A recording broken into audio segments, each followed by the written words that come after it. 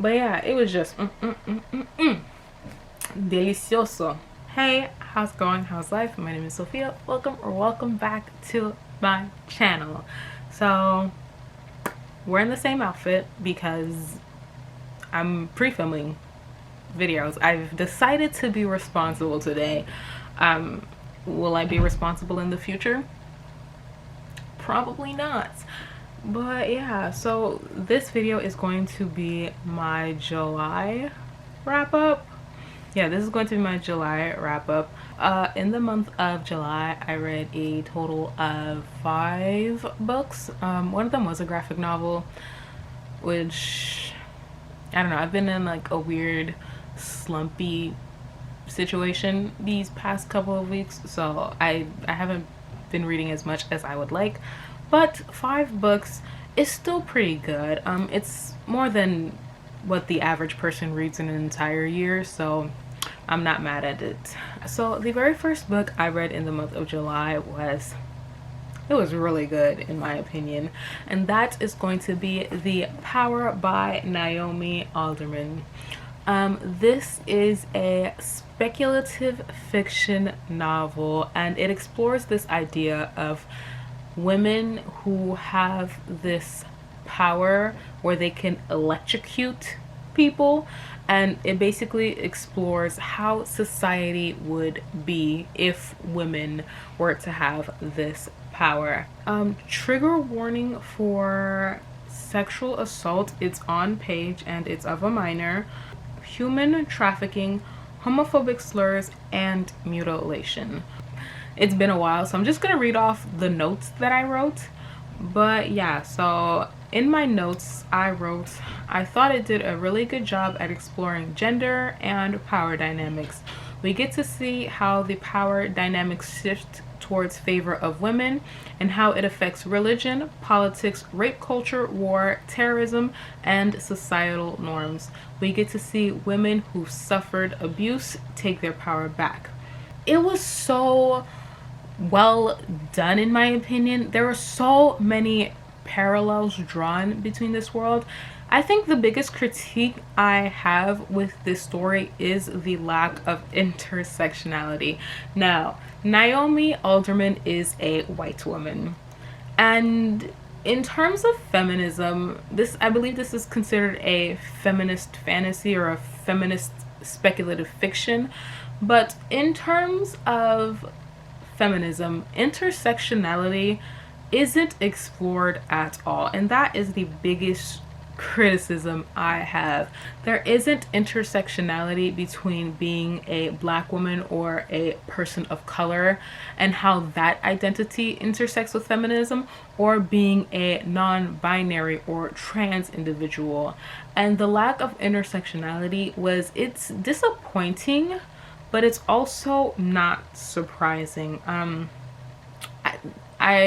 I kind of expect it. Like, if it's a story about feminism and if it's a story coming from a white woman, I kind of expect a lack of non-intersectionality. Also various queer identities and how that intersects with feminism. That also wasn't explored at all, and I was highly disappointed but not surprised. I will say that the plot of the story isn't the biggest aspect. I believe the story takes place throughout the span of 10 years, and so you get to see when this anomaly happens all the way through 10 years later, and you get to see how women change the world and claim their power, and I thought that was very interesting.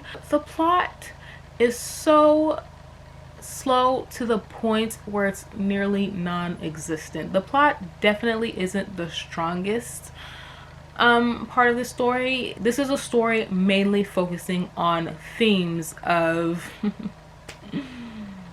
exclusionary feminism. In this story, you are following several different main characters. I found that each character has like a specific defining trait. Like, one is the religious founder of this church. You have another one with political aspirations. You have another one who's like gang shawty about that life, a criminal. She's part of that criminal underbelly life, and you have several different perspectives other than those three that I've mentioned.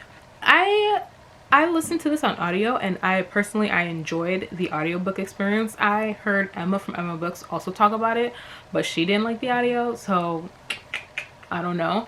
There are certain parts of the story that are written as research papers, and so that could be very dry, boring, and dense if you're not into that specifically.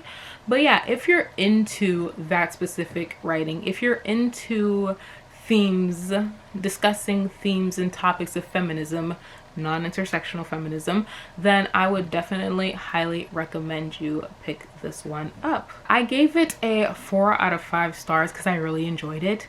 It could have been a 5 stars if only it explored beyond the boundaries of straight white feminism. But what can I say? What can I do? What can I do about it? The next book I read, I don't really have much to say about it. I am doing a reading vlog where I'm reading my friends' favorites books, so I'm not gonna go into too much depth about it here, but if I remember, hopefully I will, when that video goes up, I will link it down here or somewhere up there if I remember. But yeah, and so that is going to be Bleach by, I'm gonna put his name on the screen for you guys. So in this story, you are following our main character, Ichigo Kurosaki. I think they call him Strawberry as well. Ichigo has the ability to see ghosts, and one day his path intersects with that of a soul reaper. They're basically charged with defeating evil souls and letting other souls move on into peace and the afterlife and all of that good stuff. I ended up giving this a 3 out of 5 stars. It was very enjoyable, particularly towards the end. I struggled with it a bit towards the beginning, but yeah, you get to see more of my thoughts in that vlog. Hopefully it'll be up soon, but can't make any promises. The next book I read, it was so good. Yeah, it was so good. I don't know, I'm being super dramatic, but that was Jade City by Fonda Lee. Whew. Let me tell you when I say. Jade City is basically an East Asian inspired mafia type fantasy story. So in this story, you are following the Chao family, which is one of the major gangs in K-Con, this little tiny island that they live on. So their rival is the Mountain Clan. Yeah, so and you get to basically follow their beef, they drama, they issues. I don't know what I'm doing with the No Peak clan. So this entire magic system is very hard. It's a very hard magic system, so you know, if you like that, I recommend picking this up. In this world, Jade gives the wearer super abilities like extra strength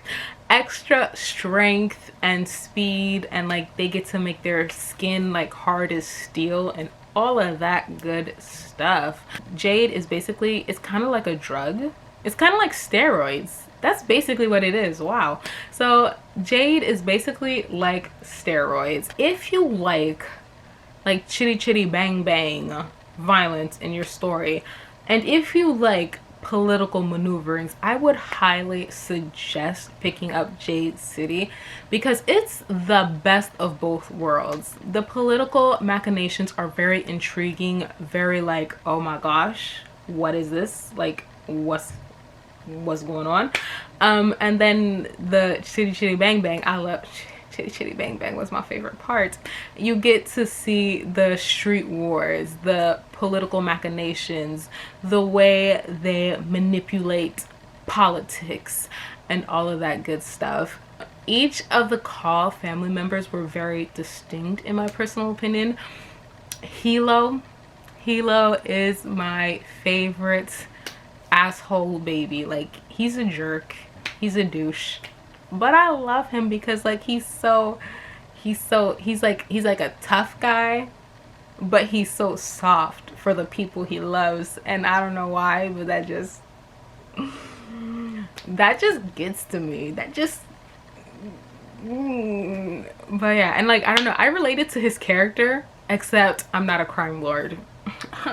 But this story, not only are you following the Call family and you get to see their perspectives, you also get to see different perspectives throughout the series that aren't specifically the Call family. You know, some perspectives show up now and again, others show up only one time, but unlike the Devil's Thief, cough, this felt purposeful. It felt that each of these characters, their perspectives needed to be told. Like, they added something to the story, and it just wasn't adding perspectives just to add for it. The plot, you hit the ground running. Like, the plot starts off in the middle of a heist, and it's very action packed towards, from the very beginning towards the very end. It's very action packed, it's very gripping. I liked the way Fonda Lee writes fight scenes. I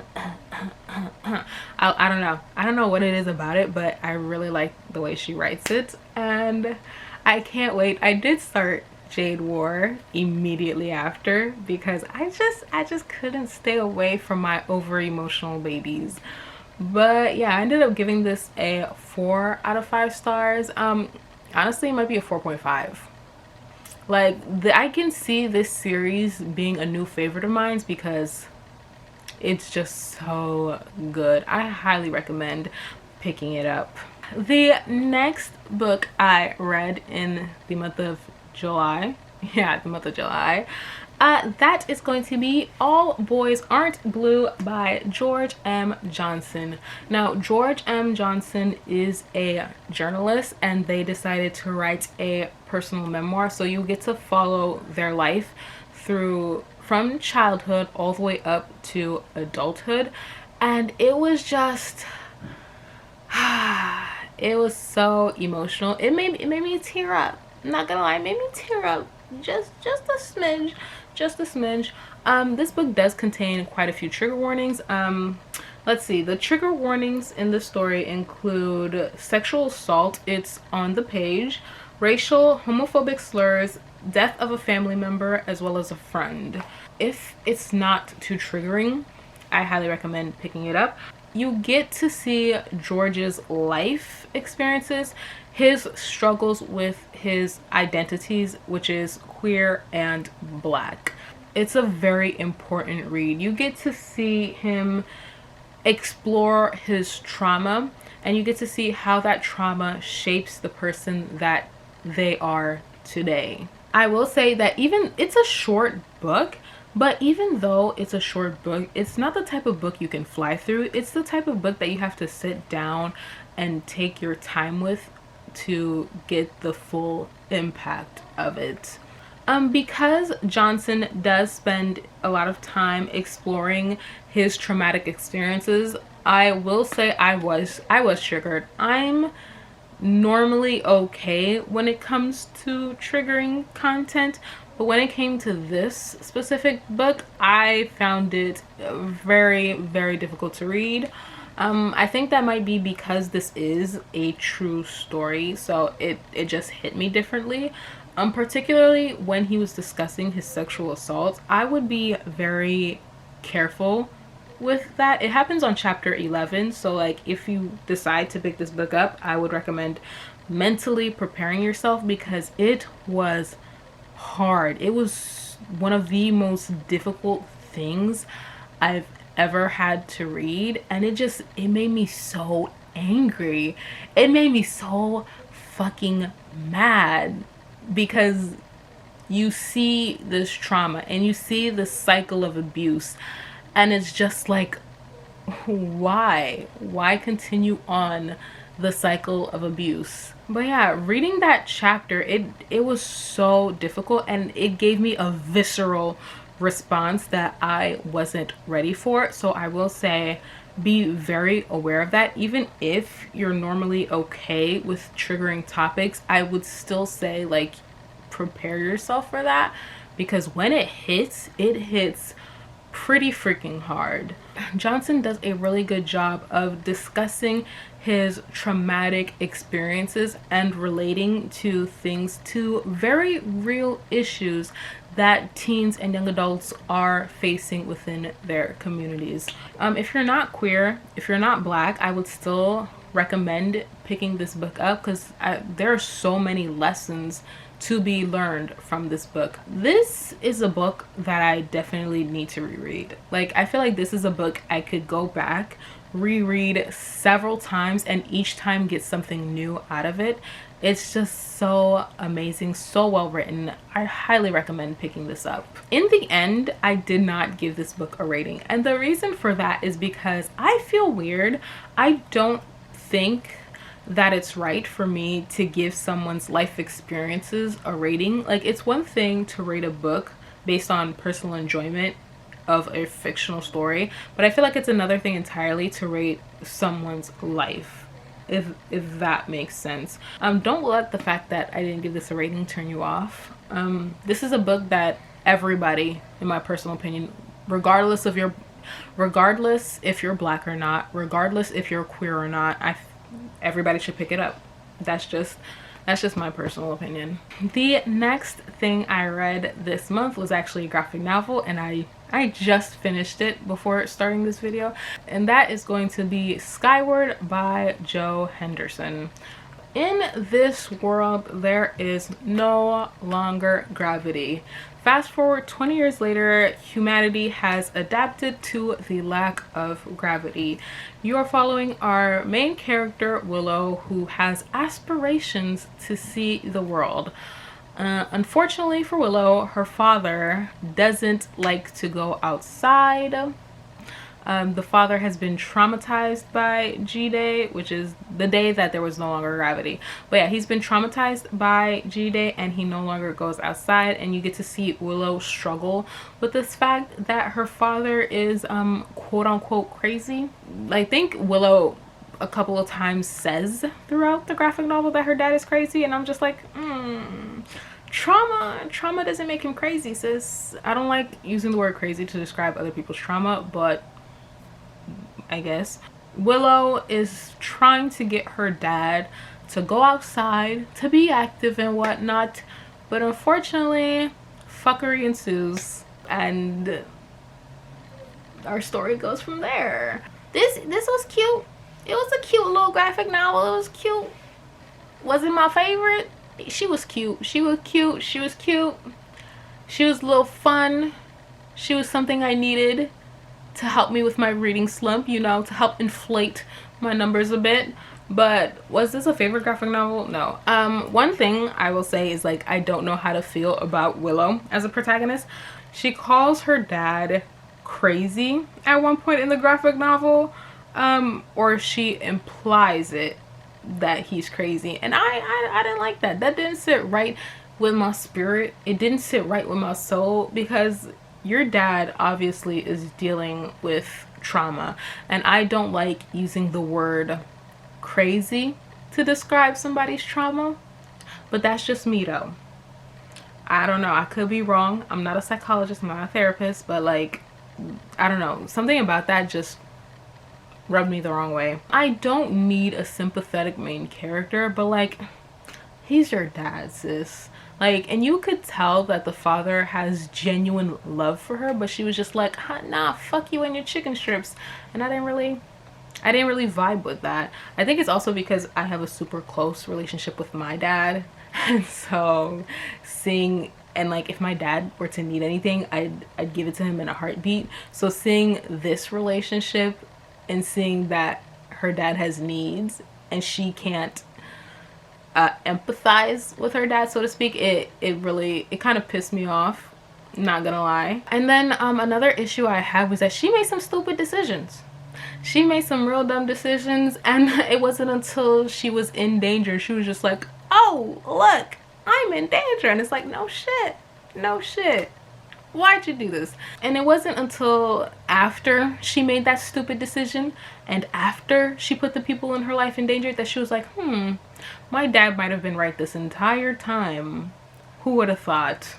I really wanted to see more of the dad. which is, it's kind of disappointing for me. I wanted to see more of the dad, and I wanted to see him have more exploration with his trauma. I wanted to see him grow from his trauma, but we didn't get that, so yay. In terms of world building, the world building isn't really complex. It's taking place on Earth, but with no gravity, so it's very easy to just jump right into the world. Nothing too hard, nothing too difficult. I wasn't a big fan of the art style in the beginning, but I will say as I read more, the art style kind of grew on me. And the reason that my issue is, and this is a me issue, it's not the artist's fault, but the only graphic novels I've ever read was Monstrous, and so that art style is gorgeous, and so I need to learn to stop comparing stuff to that graphic novel because it's not fair.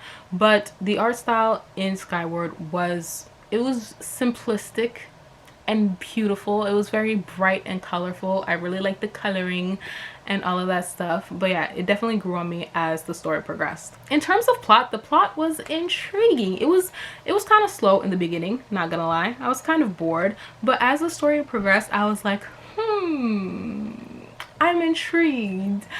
And by the end of it, I was just like, oh, now I have no choice but to read the second volume. So I am looking forward to that.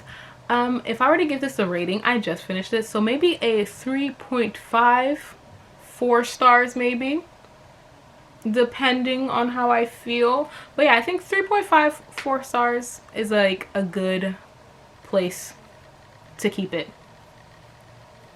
Gang gang.